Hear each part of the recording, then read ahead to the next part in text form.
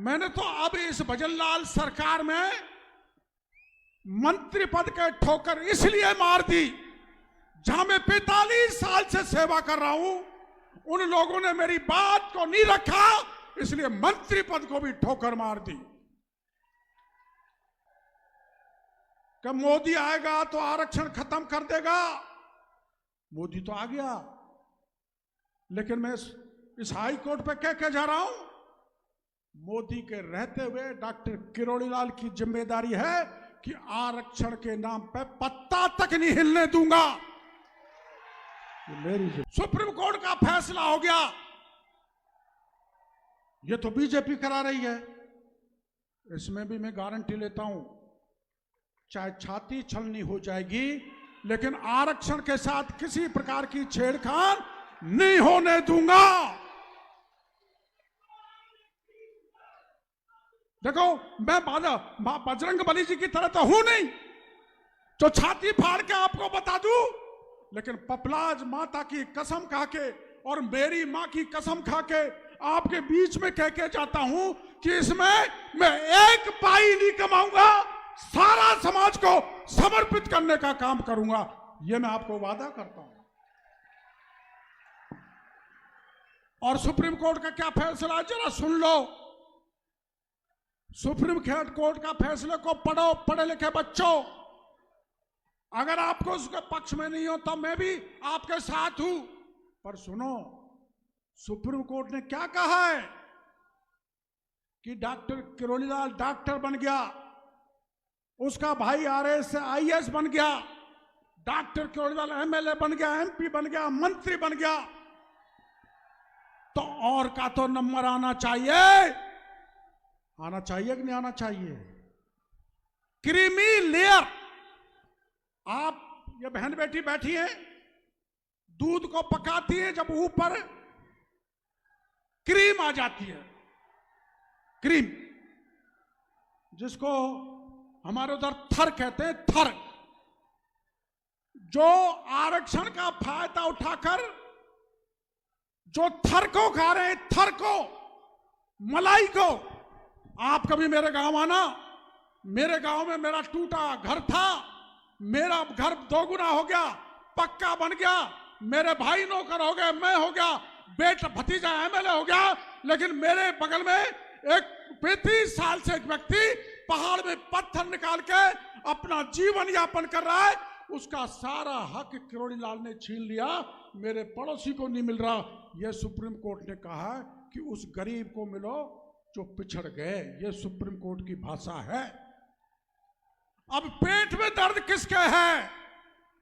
पेट में दर्द किरोड़ीलाल, नमो नारायण, हरीश, मुरारीलाल, जसकौर, रामकिशोर, इनके है।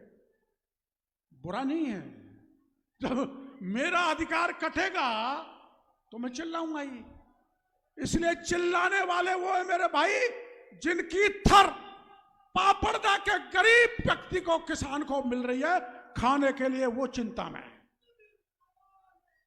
फिर भी मैं कहता हूं, आपको बहकाने वाला है तो बहकाने वाले से सावधान रहना।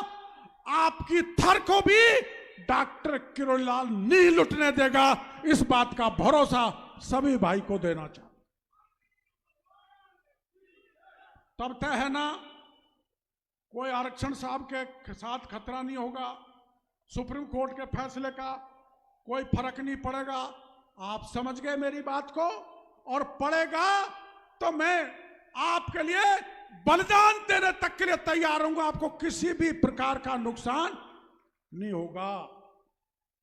अब मानोगे, फिर बहकोगे, वो स्वर्ण गुटका चलाने वाला आएंगे, रिजर्वेशन खत्म हो रहा है, खत्म हो रहा है, सुप्रीम कोर्ट कर रहा है, तो तुम विधानसभा और लोकसभा में क्यों नहीं बोलते हो? जो विधानसभा और लोकसभा में जो हमारे नेता बैठे हैं, उनको चुनौती देना चाहता हूं, एसटी एससी के भाइयों को, तुम दोनों को खुश रखना चाहते हो, ये हो नहीं सकता। आप बोलो संसद में, आप बोलो विधानसभा में, अगर आपको अच्छा नहीं लगता है तो, लेकिन बोल नहीं सकते, बोल नहीं सकते, उनमें दम नहीं है। मैं किसी का विरोध नहीं कर रहा, ये राजनीतिक सभा नहीं है। मैं तो यह समझाने के लिए आया हूं कि मैं मेरी स्वर्ग सिधारी मां की कसम कहना चाहता हूं, क्या 1 इंच जमीन का 1 पैसे का दुरुपयोग नहीं होगा। और अभी तो हमारा 10 लाख रुपए साल का इसका खर्चा हमको देना पड़ रहा है, कहां से लाए, उसकी व्यवस्था तो करनी पड़ेगी। यहाँ कोई स्कूल चलाना पड़ेगा, कोई विद्यालय अच्छा चलाना पड़ेगा। अब कई लोग तो कह रहे होटल चलाएगा और होटल से कमाएगा। ऐसी तो मैंने हजारों होटल छोड़ दी मेरे भाइयों, करोड़ों रुपए के ठोकर मार दी। आपकी आन बान शान के लिए आप पे कलंक लगना नहीं चाहिए। आपके जीवन को डॉक्टर किरोड़ीलाल कतई कलंकित नहीं होने देगा, इसका वादा मैं आपको इस सभा में कर रहा हूं। मैं क्या करूंगा, जो घोषणा की है वो तो अलग बात है, पर किसी गरीब की बेटी की शादी नहीं हो रही तो हाई कोर्ट करेगा। किसी गरीब का होशियार बच्चा पढ़ नहीं पा रहा है तो उसको सारा खर्चा मीणा हाई कोर्ट करेगा। मैं ऐसी व्यवस्था करके जाऊंगा जो समाज को यहां से करोड़ों के रुपए की आय गरीब की भलाई में वो आप खर्च करोगे, ऐसी व्यवस्था मैं करूंगा। इस बात का आप कतई परेशान में तो बहकाने वाले आएंगे, जेब भरनी वाली होनी तो मैं दूसरे नेताओं की तरह आरक्षण में ही भर लेता। भरा था ना दूसरे नेताओं ने आरक्षण में, मैं भर लेता। अब आप भरोसा करो, जब 2007-8 में आपके आरक्षण पर आंच पड़ी थी तो 33 एमएलए थे, सबने भरोसा दिया था। लेकिन 2 एमएलए साथ रहे थे, कन्हैयालाल कांजी 3, ब्रह्मा विष्णु महेश की ताकत पर वो आरक्षण की चिट्ठी तो रुक गई, लेकिन मैं बिना बात गुर्जर भाइयों के निशाने पर आ गया। अब मेरे दिमाग में तय कर रखा है कि एसटी में से नहीं, यहीं पंचायत हुई थी। मैंने कहा था हमारे 12 बीघा की पार्टी है, 12% है। एससी की 16 बीघा की पार्टी है, 16% है। और हमारे बगल में कोई गुर्जर खेत खरीदना चाहता है, लेना चाहता है, तो हमें कोई दिक्कत नहीं होनी चाहिए। लेकिन यही लोगों ने नहीं माना था, एसटी में तो नहीं। गुर्जर समाज के जो मांग थी सरकारों ने पूरी नहीं की। मैं यहां पर जो उनकी मांग पेंडिंग रही है मैं उनके साथ कंधे से कंधे मिला के रहूंगा, चाहे मैं सरकार में हूं। और आपके इस आरक्षण पे किसी प्रकार से आंच नहीं आने देंगे, इसका भरोसा मैं आप लोगों को देना चाहता हूं। ये टोटल 101 बीघा जमीन है मेरे भाइयों, 60 तो इधर है, 41 उधर है। हम उधर एक छोटी सी गौशाला खोलना चाहते हैं, एक बड़े विद्वान को बैठाना चाहते हैं, वेद विद्यालय खोलना चाहते हैं, सनातन संस्कृति और आदिवासी का पैनोरमा अभी भजनलाल जी ने घोषणा की है ना पैनोरमा की, वो पैनोरमा यहां पर बनाएंगे। तो किस किस महापुरुष ने क्या क्या किया, मैंने तो कुछ नहीं किया। जब लक्ष्मण के शक्ति बाण लगा था, जब राम ने विलाप किया था और हनुमान को कहा था संजीव बूटी लेके आओ, हनुमान सारे पहाड़ को उठा के लेके आ गया था और लक्ष्मण के प्राण बचाए।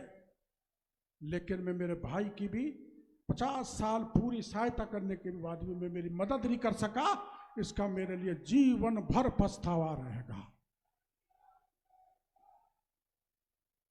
आपको पता है जब लक्ष्मण ने लक्ष्मण रेखा खींच दी थी और सीता को कह दिया था इसकी रेखा को मत उल्लंघना, ऐसे ही मेरे भाई मेरी रेखा को नहीं उल्लंघ रहे। लेकिन मेरे को डर लगता है जैसे विलाप सुन के सीता लक्ष्मण की रेखा को लांघ गई थी, कहीं वैसा हो गया तो क्या होगा। पर राजनीतिक स्वार्थ से हम या कोई काम नहीं कर रहे। पूरा परिवार, पूरा हमारे 3 एमएलए यहां पर हैं, 4 महेंद्र जी भी हैं और रामविलास जी भी, राजेंद्र जी भी, हमारे सपोर्टर वाले 5-6 विधायक बैठे हैं। अब वो दूसरे तो पता नहीं क्यों नहीं आए, हमने तो न्योता दिया था। ये हमारा नहीं है, ये जगह सबकी है। सबका मतलब सर ऊपर से लेकर नीचे तक दलित यहां पर कार्यक्रम कर सकता, आ सकता है। सबका मतलब कोई दल का व्यक्ति यहां पर आ सकता है।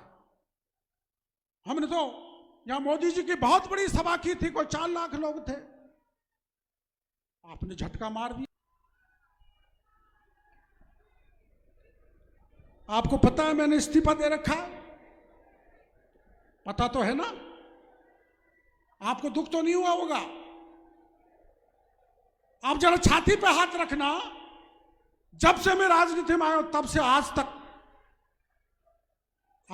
मैंने पार्टी का मान भी दूर करके आपकी मदद की है। आपकी नहीं, सब समाज की है। आधी रात पर तो मैं ही खड़ा मिलूंगा, वोट दो चाहे मत दो, मैं आपके साथ हूं। आज कोई चुनाव नहीं है, वोट मांगने के लिए नहीं आया।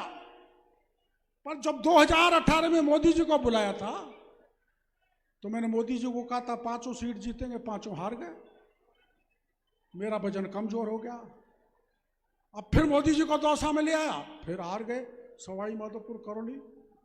ये हारने जीतने का सिलसिला चलता रहता है, लेकिन समय के साथ आप साथ नहीं देते हो तो मैं भी कमजोर होता हूं और आप भी कमजोर होते हो।